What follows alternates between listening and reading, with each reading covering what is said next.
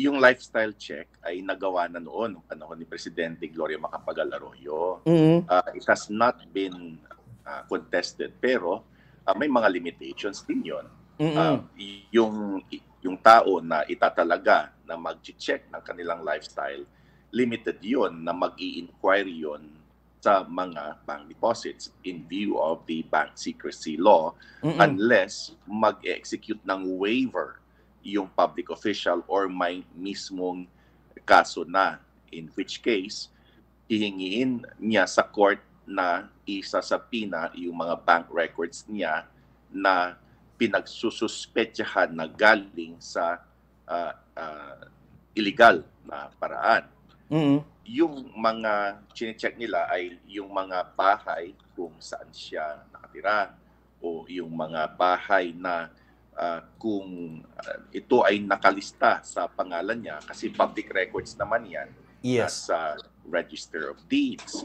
Kung yung mga ari-arian niya ay nagtutugma doon sa mga negosyo niya, o yung mga paraan kung siya ay saan siya kumikita o doon sa sweldo niya.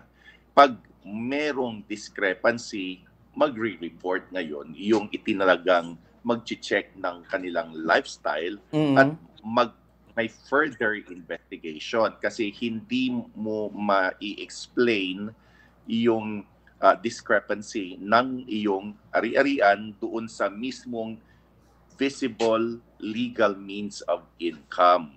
Kaya pwede na siyang kasuhan doon.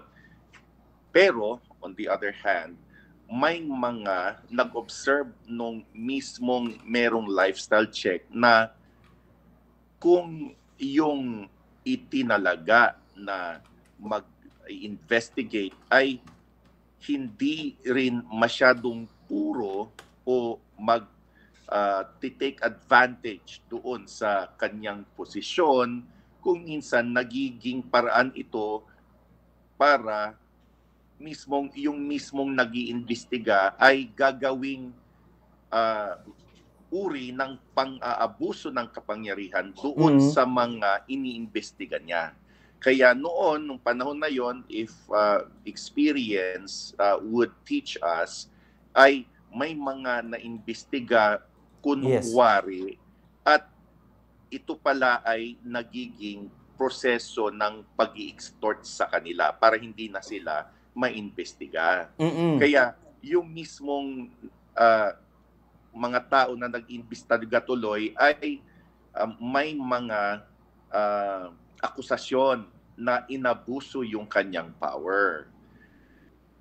Pero ang idea na may i-appoint na mag-check ng mga lifestyle ng mga public officials, hindi lang yung mga elected officials, kundi yung mga employed sa gobyerno. Kasi kung minsan, gwardiya ng customs, napakayaman, o yung mga police officer, pero hindi mo ma-explain yung kanyang kayamanan. Yes. Hindi naman lumaking mayaman, o wala namang na-inherit, o wala namang napanalunan sa loto, pero titingnan mo ang laki-laki ng bahay, ang dami-dami ng sasakyan, o marangya yung kanyang lifestyle, or yung mga low-paying jobs supposedly sa mga iba-ibang halimbawa sa Bureau of Internal Revenue o Bureau of Customs, o yung mga sa DPWH,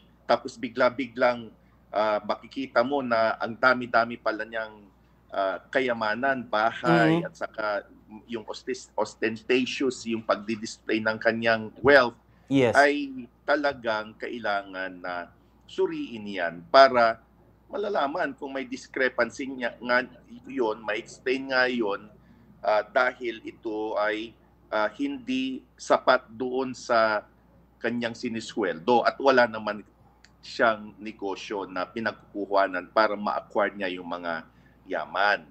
It has not been questioned yung legalidad noon, kasi may mga parameters din, may mga batas na naglilimita ng mga pag-imbestiga, halimbawa sa bank deposits nga, at saka kailangan nga na yung dictum nga na public official must lead modest lives. Yes.